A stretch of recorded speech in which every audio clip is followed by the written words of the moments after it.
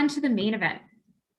The main character of Madeleine Henry's first novel is a Princeton grad who leaves school to work as an analyst at a top-tier bank and dreams of quitting her job to start her own yoga practice. This is nothing like Madeleine's own life. She graduated from Yale, worked in investment management at Goldman Sachs, and now writes incredible novels for a living while running a yoga Instagram. But we are here to talk about Madeleine's latest novel, The Love Proof, which Madeleine herself describes as a book about the love that endures after a relationship ends. In conversation with Madeleine tonight is Jessica Ambrose, who graduated from Boston College with a BA in communications, focused in radio and television. She's worked in radio from coast to coast in California and Connecticut. And most recently, she hosts a radio show, Lunch on the Deck, on 92.1 FM, WLNG, and Sirius XM. Thank you, Madeleine and Jessica, for joining us this evening. And now, take it away. Hey, Jessica, what's up? I know. I feel like this must be the most amazing day for you after all this work. Oh my God, that's so nice. Thank you. I mean, seriously, have you been a little emotional today? It's actually been an incredibly emotional day. So I had the idea for this book first in February of 2018. And wow. I'm a full-time writer. This is all that I do. So I spend all day, every day focused on, for the past year, this story, caring about the sentences, the commas, the typeface on the cover. And, you know, you work with only a handful of people and then you show it to the world. It's a very intimate process that comes to an end today, which is really the beginning. It's the end of the creation, the beginning of the sharing it. So it's been very emotional. And then you get, you know, other people read it and you actually connect with people about the story instead of just creating it. It's really amazing. Yeah. Well, also, I would feel like it's like letting go of this little baby that you've been working on for so long. And it's been like your little secret. And now all of a sudden, everybody, I want you to know, first of all, the reason I'm doing this with Madeleine is because I was, shall we call a stalker after the first, okay? I wouldn't leave her alone because I just loved it so much. And I just knew you were a writer, but I was like, oh my God. I mean, we couldn't put it down. We loved it. All my kids loved it. And then you were too nice. Well, and then I got this one, and I have to say, Christina, I know you're out there. She literally stole it out of my suitcase the other day when I was at her house. And then today on the beach, two people you know were on the beach here and they wanted it. I've been like holding on to it going, no, it's sought after. And now that it's finally out, I'm really happy that everybody else gets to finally read it because it is just as fantastic. I wouldn't say better, but it's said awesome. Better. It's okay. It is. It's really, really good. All right. So I have so many questions. First of all, kudos. All right. Anybody, we're in the restaurant business, the radio business, whatever business you're in, the person that you want to get or the placing that you want to get your best reviews is the New York Times. It happens to everybody. Today, you're on the new and noteworthy list. Yeah, it's so cool. Oh, cool. Really, it's amazing, Madeleine. All right, so going back, you know how you said, breathe in, cash out. There's quite a bit of your life in it, right? You kind of picked the yoga part, the everything. What in Love Proof is along your life? I mean, it's so much more scientific, and I know you have to really know your stuff to be able to write this. Yeah, well, it's audacious to try and write about the mind of a genius, but you got to take risks, right? So I think that a lot of it comes from my own life. The story takes place at Yale. So this is the story about a brilliant physicist, Sophie Jones, who goes to Yale, falls in love, and essentially tries to prove that the ones we love are always connected to us. And it's a very romantic, driven research question, but it drives her into science to prove what she feels is true inside. So it takes place at Yale, where I went, and I drew a lot of my own experiences there for the setting. And that is a lot of, so that's a lot of my own life in the story. And one of the realizations that she comes to is, although she's a physics prodigy and the physics world is very interested in her unlocking the secrets of reality and cracking mysteries around time and space, Right. she is not interested in prestige, and she reverses to follow a much more emotionally driven, humble path. And I think that that is, I don't want to be so narcissistic to say that that's something that I've been through, but I did leave the financial world, which to some is a very high reward path, to be a writer, a full-time writer. And Right. so I identify a little bit with that decision to say no to like the power structure of the world that you're in. Right. So I did draw from that personally. And then there are just tons of very personal details about my own life that go into all of these various characters. I do believe that every writer has all of their characters inside of them somewhere. And so all of them, they're little parts of me, and they're like really dumb teenage boys that appear and make these funny jokes throughout. And yeah, I have like a dumb teenage boy inside me somewhere. So yeah, it draws very heavily from my own life. And that's something that I actually take very seriously, is I like my work to be very emotionally authentic. And so I try to mine the real flashbulb emotional moments to write about them.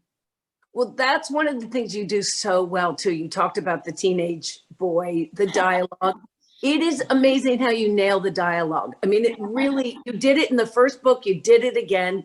The dialogue is so awesome that you feel like not only is she saying what you would be thinking, but it's so natural the way it's written. I mean, is that something that you intentionally work on?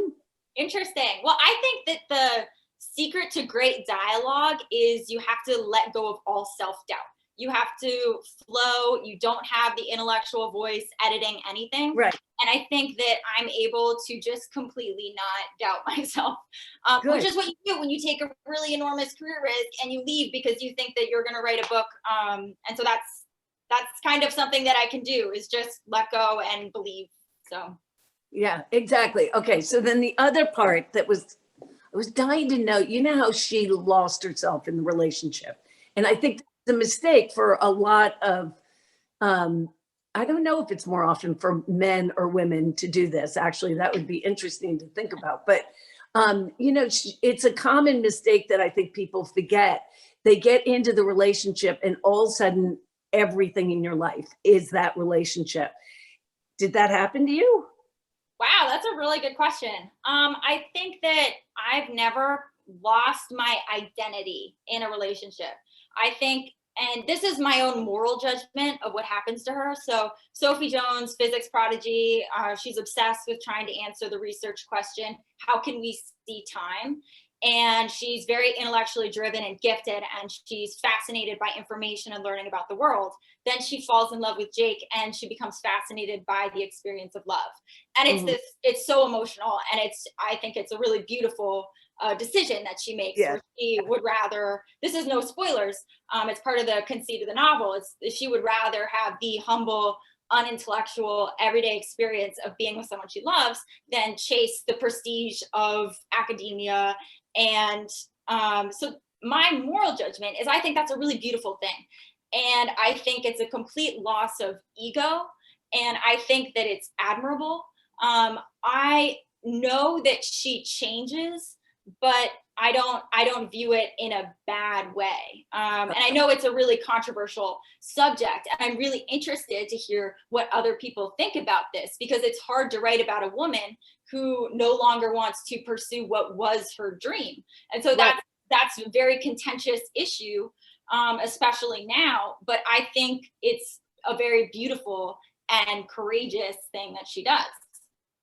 So in this way, like with this relationship versus the relationship of the first book, what would you say is the difference between your characters of the first book and the second? They are very different, but so many common themes between them. Yeah, it's I think it's really funny that they are so different. So my first book was called Breathe In, Cash Out.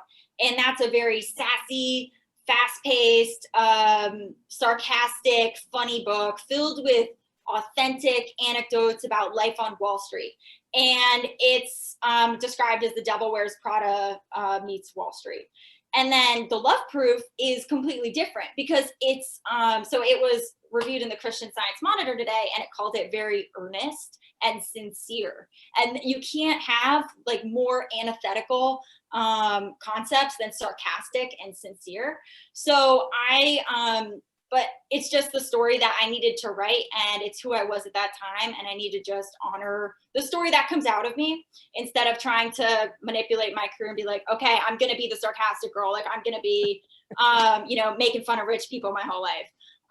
So that was a very drastic change in genre, but I believe that it was just the story inside me at that time. And I think my life is very different now. So I have more space to think.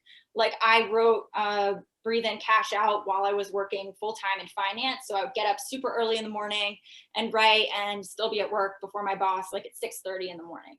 And so I didn't have a lot of emotional space. And I think that comes out in the novel, where it's very desperate. And I think I really capture the emotional moment of that work environment. But in The Love Proof, there's a lot more feeling. And I think in my life, I had a lot more space to feel because I was a full-time writer. I was like, I'm doing this. I'm going to give it my all right now. And actually the way that the story went is I sold Breathe In, Cash Out, left finance without selling The Love Proof, worked on The Love Proof full time, and sold it before Breathe In, Cash Out came out in 2019. And now here it is, came out today. Oh, wow. That's amazing. So that's like backwards kind of. Yeah. So Yeah. how did your process change then? Because it must have been so different to be writing, not only full time, but the quarantine and all of that. And how did you, it must be so hard as a writer to be that structured to say, I'm going to have one more cup of coffee and then I'm going to sit down and write. I mean, I'm a procrastinator, so I can't even imagine how painful the process would be for me. Yeah, well, I think maybe I hear that your greatest strength is your greatest weakness.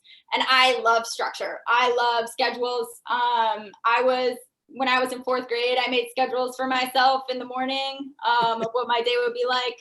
So I just have internal structure, and I brought it to a very unstructured situation, which is, I don't report to anybody. I was a full-time writer, and at the end of the year, I had a full book because I treated it like a job. I showed up every day at a certain hour. I took scheduled breaks. It was very habitual, and I just treated it like a job.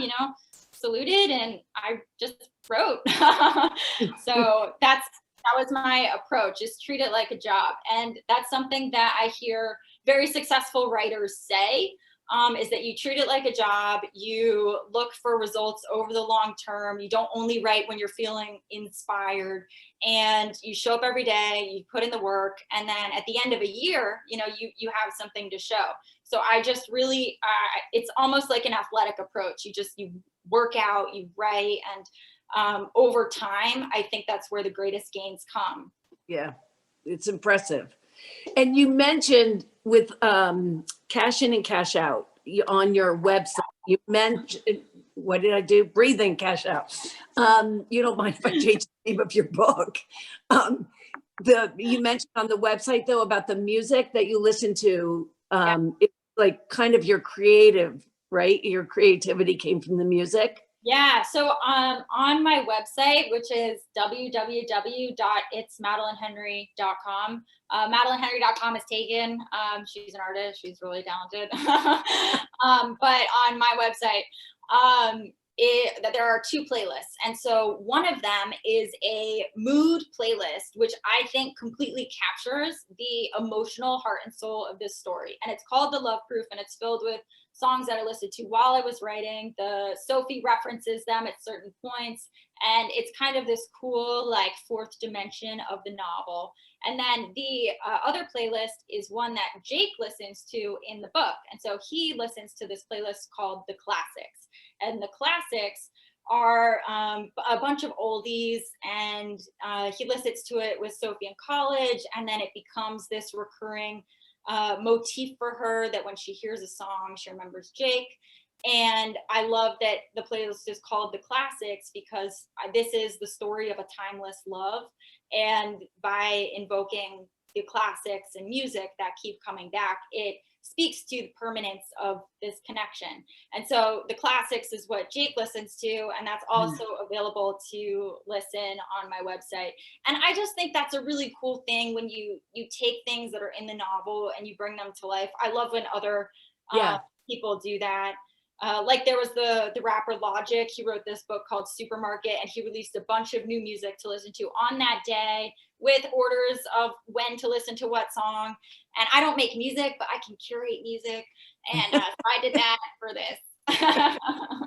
I love that though, because it does put you in the mood. I would think also if you were having like a writer's block, if you listen to certain songs, it would kind of help you get back in, right? I would think. Anyway, again, as you know, I'm very emotional about writer's block in that I adamantly don't believe it's a thing. I believe you just write. Like you just show up every day and you write. And I know some writers talk about writer's block, but I'm like, no, you lower your standards and you write. Okay, you get the words down because like that's your job. Sorry, I'm very passionate anti-writer's block. That's good. That's good though. So what in your writing process, I know it changed a little bit, but it says in the review distinctly, the review that you got originally just a few days ago, it's called, the book was really unique, but why do you think they called it unique? Yeah, it's funny. That was like this word that kept coming up in all these reader reviews. I was like, okay, that's really interesting. Because I am a big reader and I didn't think it stood out in like as a complete right angle from the rest of, the romance body of literature. But what I think is that it is as intellectual as it is emotional. And I think that something else that surprised me about the reviews is that people talk about how sciencey it is, how much you learn about physics and the universe and the constellations and space and time. And that really surprised me because to me, this is first and foremost a really emotional love story. And everything that you learn is through Sophie's research, a really emotional question that's driving her, which is why do I still feel connected to this man? And why, he's not with me in this moment, but I feel that we're connected across space and time. And it's very heart-wrenching and emotional and deep. And everything that you learn is just supposed to emphasize and accentuate this emotion. And so the whole point is she is this brilliant person, but she makes this very emotional decision about connection for how to live her life. So I wasn't like, oh, I want to write this really like smart novel about the universe. I wanted to write a really deep love story that was accentuated by everything that you learn. So I think it's not normal that you have, this is what I think about the reviews, is it's not normal to have such an emotional love story be so full of information. I think that makes it unique. I think that the information is supposed to make you feel what she's feeling a lot more. That's good. That's good. I love that. Because unique, but I was like, why does that keep coming up? Yeah. Now, honestly, have you always been such a romantic? Ooh, interesting. I don't think of myself as a romantic, but I think of myself as like a really serious, structured person. But at the same time, like I spent a year writing a love story between two fake people. So that's gotta be like, I know. And romantic. And what are you hoping that the readers take away from this? Like when you think of. Yeah. So this book, The Four Winds by Kristen Hanna, came out recently. And I can't wait to read it. I'm really excited to read it actually. And I was reading an interview with her, and she was asked the same thing. And her answer is one that I'm going to adopt. And she said, I hope readers deeply feel the novel. And I was like, that's exactly what I want, Kristen. Yeah. That's why you're so successful. I'm going to use that, just Madeleine at the end. So that's my answer. I hope people deeply feel it, because the whole point is about how it's about a woman who feels a connection so deeply that she changes her whole life, and she just tries to understand that connection in more depth. And so I hope people really feel that. And it's great if you learn theories about time and space. That's all interesting, but that's the icing on the cake of just deeply feeling the novel, which is what I hope people. It's amazing because you do put quite a bit of the science part into it, but for somebody who's not a science person, it was interesting. Like, I found it interesting anyway. So I know the other book was optioned, and Breathe and Cash Out was optioned. What about this one? This one, that process has not started, but I know it's going to be published in German. I found that out today. So I'm excited about that. Yeah. So we're going to do a whole German thing. Yep. What about an audiobook? Are you going to do that? Yes. So there is an audiobook available now, and the narrator is this prolific narrator. She did Where the Crawdads Sing. She did Pema Chodron. She did Jodi Picoult. Her voice is everywhere. And if you hear her, you'll be like, she sounds familiar. So sure, her name is Cassandra, and I was so excited actually when I saw her on the list of people. I was like, Cassandra. So yeah, that came out today. I was very excited. Okay, good. All right, and I know we're going to take other people's questions. I was saying in the beginning too, I was like, we're never going to be able to talk that long. Really easy. All right, what's next? Okay, so I have a very specific answer. So my third novel is called Food Fight. And this is my current, what I'm currently working on. And it is a novel about a family of chefs in New York City. And my soundbite that I say is that it's where great food meets true nourishment. And so I am some like fourth dimension of the novel that I'm doing is I'm building out this Instagram account for that novel in advance. And ultimately I'm going to show, it's called Food Fight Book, is the Instagram. And ultimately I'm going to show pictures of the foods in the book. And it's just going to be like this really fun fourth dimension to the novel. And I love food. And so that it just had, my third novel just had to be about it. I can guarantee you'll have all the Ambroses once again with that. Oh my God, of course. Whole theme. Of course. That's so fun. Yeah. We're always going to be stalking you, Madeleine. I'm really sorry, but that's just that's good. So yeah, for this book, the Food Fight book, I've been like, before COVID, I was shadowing in kitchens and interviewing chefs, and just fascinated with the actual kitchen world. So that's the third one. Oh, I'm looking forward to it. When do you think that's going to be? Anytime? That's a great question. I would hope like next year or the year after. It'll be the next one. So. All right, good. All right. Well, I still have lots to talk about, but I know we have to give some questions. I'm going to go back to the gallery so I can see everybody. Before it was a little distracting seeing all the faces.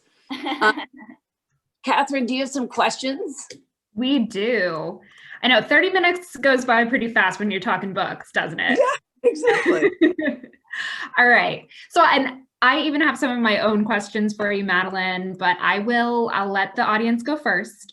And a reminder too, to ask any questions in the chat box that you have for Madeleine or for Jessica, if you'd like. So first question, how different were the two lead characters from your first book and The Love Proof when you ended the book compared to what you had, actually misread this. Your two lead characters in The Love Proof, how are they different compared to what you had expected them to be when you began the book? Interesting. So that has to do with the level of detail. I had the vision for this book very early on, and the way I write is I know how I want it to end up. I know the arc, and I had a very specific vision. I knew who these characters would be, and so the souls of them didn't really change. But I added a tremendous amount of depth and detail over the course of the revision process. And I've had other, pieces that I've done that have undergone tremendous changes in the main characters, but I had the ideas pretty early on. And where does that inspiration come from for your characters, ideas for your books, anything you write about, really? Well, I've heard the phrase that comes to mind is something that Mark Zuckerberg has said, which is that ideas become clear the more that you work on them. And so I have my inexplicable burst, and then I just follow the yarn, and I keep following, and that's I don't know how I write. I really love how you talked about treating your writing like a job, that you would just pick a time and sit down. And so you've talked a lot about your process in sort of this talk, but how did you come into writing as a job? What was sort of your inspiration for taking that? I mean, you really talk about literature like you are a student of literature. It seems like you've done a lot of research into your craft. That's so nice. Okay, so I am weird because I always wanted to write novels. Like, nobody wants to write novels anymore. It's like people want to be TikTok stars. So I just wanted to write books. And since I was really young, this is a little self-indulgent, but like in third grade, I had to like write books. And then in college, I started to take it more seriously. And so I got an offer to join Goldman Sachs full-time going into my senior year. And so I thought, oh, wow, this is my last chance to be a novelist. And so what I did was I emailed the head of the English department at Yale my senior year, and I suggested a new course which didn't exist, which was that I would write a novel for credit. And he's like, sure. So I senior fall, in this new course that I sort of created, I wrote a novel for credit, meeting with a professor once a week, every week for 2 hours. And I would write like 50 to 100 pages each week. And he would read them and give me feedback. And at the end of fall semester, I had a novel that I submitted for publication. And well, I submitted it to agents, and it was rejected everywhere. And so then senior spring, I was like, okay, fine, I'll just do it again, no problem. And so I wrote a second novel senior spring, and I did the same thing, met with a professor once a week for 2 hours. And then at the end of the semester, I submitted it to agents, and once again, it was rejected everywhere. So then I go to Goldman Sachs, and then I have the idea to write my third novel taking place in a fictional investment banking world. And I was like, okay, that's gonna sell. And so it did. And so the long answer to that question is that I really took it very seriously for a really long time, and then studied one-on-one with a professor my last year of college. I actually structured my schedule so that I would only take classes Monday, Tuesday, Wednesday, and then I would go home and write Thursday through Sunday every week, which is just not a normal college senior schedule. No. But so that's what I did. And yeah, it's funny. I was listening to an interview with V.E. Schwab. And so she's this prolific author. She just had The Invisible Life of Addie LaRue come out, which, has been a New York Times bestseller since, I was born. And she said she was a published author at 21, and that her 20s were like her 30s. And she's like, when am I going to get my 20s? I was never carefree. I was always like writing and like a serious adult. And I identify not with like her body of work, but with that attitude that I just have been writing for a really long time. And like a lot of people, they want to be writers, and I just kept at it. So. Has COVID, do you think, made it easier to keep that schedule? Have you been writing more, or are you still like very stringent with your day-to-day? Interesting. The biggest thing actually is that I have this is unusual, but I have less alone time now than previously, just because I live with my partner who's working from home. So I I do keep a very habitual like schedule day to day. But previously I was completely solitary in my writing. And so the biggest change for me coming out of the pandemic is I got this, like, my best friend here, you know? So that's the biggest change. But I do believe it's very important to keep good habits day after day. And then you look for the results in the long term. So that's what's worked for me personally. Great. Well, I'm going to give a little bit more time to let some more audience questions come in. Jessica, do you have some more questions for Madeleine? I do. Another question came up from my head. But I was wondering, in your family, I notice on this Zoom, I'm seeing a lot of family and friends. And who is your toughest critic? I mean, I know yourself, but in your family, who would be your toughest critic? In my family? It's Yeah. like, who in my family? Each person on this call is the toughest. You know what? I'm going to take what is the honest answer to that, which is I'm really blessed to have a really supportive family. Yeah.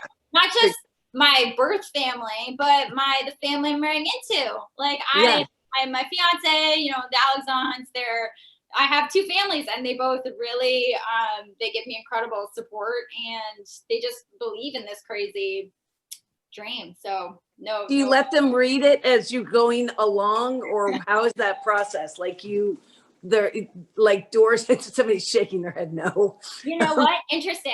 When I was younger, I was like, oh, read this. Yeah. And the older I get, the less I'm like, read this, because I saw this chef's table about a chef in Savannah, Georgia, and it was tracing her evolution as a chef. And when she was younger, she would go to her business partner and she would say, taste this. And she would wait eagerly for an opinion. And then as she grew as a chef, she would say, taste this. And she would walk away. Yeah. And I aspire to the latter. And so I noticed this in my relationship with my amazing agent, Eve, is I would be so eager. I would turn in something as soon as I finished, say, oh my gosh, I can't wait to hear what she thinks. But I really aspire to, and I'm working on this like right now, to make something I'm so proud of that when I turn it in, I know she's going to love it. And I know the emotional journey that it will take her on. So that's how I'm approaching it. That's very cool. All right. And one last thing, if your movie was to be cast, do you have any ideas? Who would you cast in the Love Proof? Okay. So I'm really out of touch with like youth culture. And like, if you showed me a list of the 10 most famous teenagers, I'd be like, I don't know any of these people. So it'd be one of those like 10 really famous teenagers who like mean nothing to me. That's who I would want, because I would want to fill those seats. But I always thought I had a much more developed cast list for Breathe In, Cash Out, when I would have wanted Alec Baldwin to be the dad. Although I know my dad really wanted to be cast in like anything that I do so that he would have his big break. That's what he needs, his big break. Exactly. I'm like, I'm looking for you, Dad, making you an actor, you know. And whenever he's like talks about his acting break, people are always like, you know, that's like a full-time job, like acting, you know, you go to a set, it's full-time job. And he's like, yeah, I could do it, no worries. Exactly. All right. So nobody as of yet you haven't thought of. No. And you know what's funny is I used to jump a lot quicker to imagining the adaptation, but now I'm really growing into the author identity, and I'm just much more obsessed with like the actual written version of what I'm writing. And I care a lot more about that than I do about the adaptation. I have to say, with your descriptions and the way you put a voice to these characters, you don't picture anybody else. Like, they became people to me when I was reading it. And Thank you. You nailed it. You really did a great job. Thank you. Appreciate it. All right, so we do have a couple more questions coming in now from the audience. So in the Love Proof, you mentioned a statistic that most college sweethearts who reunite late in life or later in life are essentially strangers. You cite statistics to support this. Did this study give you pause as you were writing the book?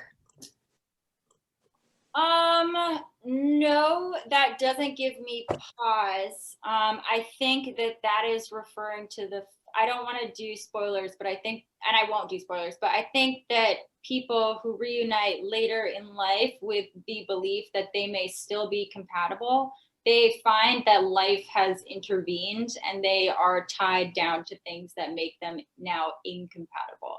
And so that is the nature of time, that although you can be compatible with someone, you are pulled in a different direction with obligations, people, networks, cities that make you incompatible. All right. And did the fact that your mom and dad, did the fact that your mom and dad met at Yale and fell in love there and got married impact the book in any way? That's interesting. I don't think so. I actually didn't. There's none. Like, I love my parents, but there's none of them in these characters. They're just different. They're different people. I think that maybe just personally seeing my parents get married, meet each other so young, maybe that might have influenced me in a subconscious way, but I didn't really imagine them as I was writing this, but that's a good point. Okay. And then on to books. It sounds like you're reading a lot in quarantine. What are you reading right now? And do you have a favorite writer? Interesting question. Right now I'm reading The Seven Husbands of Evelyn Hugo. And I mean, it's gotten such incredible reviews, and I think it just became a New York Times bestseller like 3 years after publication. So like it just keeps getting more popular. So I got to read it. So I'm reading that right now. And do I have a favorite writer? I really love Blake Crouch. I think he's really fascinating because he's able to write something that is a thriller, but at the same time, it has, I don't want to say it has depth, but like it has, it sticks with you beyond the plot because it's actually questioning what reality is in a way that you want to entertain. So I'm really fascinated with his novels because sometimes you get a suspense novel where you're just reading to answer a question and then you get the answer to the question and the book is no longer interesting, but he keeps you turning pages in a way where you're actually questioning the world that you live in, because he deals with physics and he deals with memory and time travel in a way that is very relevant to your day-to-day experience. So I really like him, and I really respect him, and so I would say he's my favorite writer. Interesting. Do you read really widely across genre? Like, I don't know what I was expecting you to say, but Blake Crouch was not it. Do you just read what you find interesting? Do you read to study the craft, or do you just try to kind of pick from all genres and keep yourself well read? I read very widely. I believe that is maybe the best writing education that you can get, is reading widely. And I am in part driven by what I find interesting and in part driven by what other people respond to. I'm really fascinated by what is a successful book, and what resonates with people, what sticks with people, what do people recommend. And to find the answers to those questions, you have to read. And I think that the more that I write, the more that I read, the more that I read, the more that I write. And it's just, it's a positive cycle. Awesome. So anything surprising about the business of publishing that you found in your time as a writer? Yes. I am surprised. So I used to work in finance, and that is a fast industry. And so what nobody ever says, I need this today. It's like always assumed that you need it today. And in publishing, nothing is ever needed today. Like, it's always things can wait. And there's like this, it's a more relaxed industry that pays a lot more attention to quality and emotions than speed.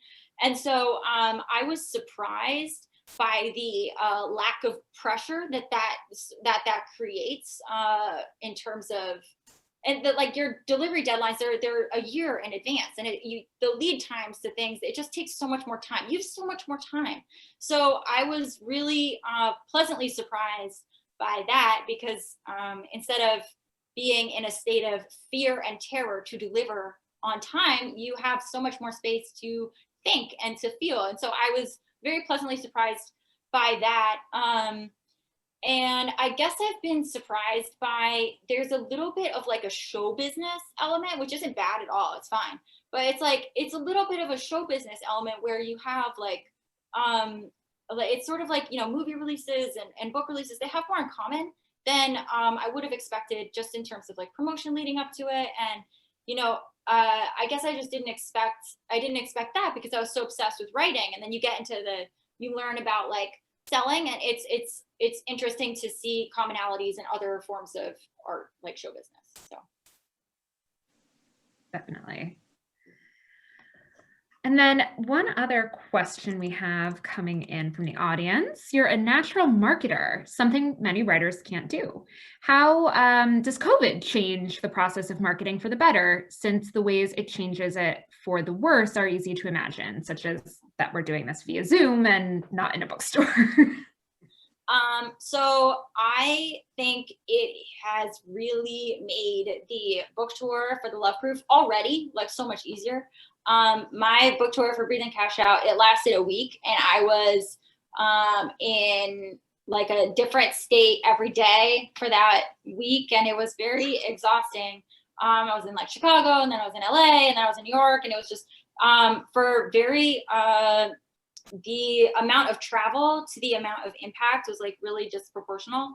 And with Zoom, I have like multiple Zoom events in a row sometimes in like different states, and I just never would have been able to do that. And people didn't know what Zoom was before the pandemic, and now they're like masters of this software, and we all want to connect with each other because we've all been alone for a year. So it's actually just really helped the book tour, and it's also made other things like Instagram Lives and Facebook Lives more popular. So it's actually been helpful for talking to people about the book.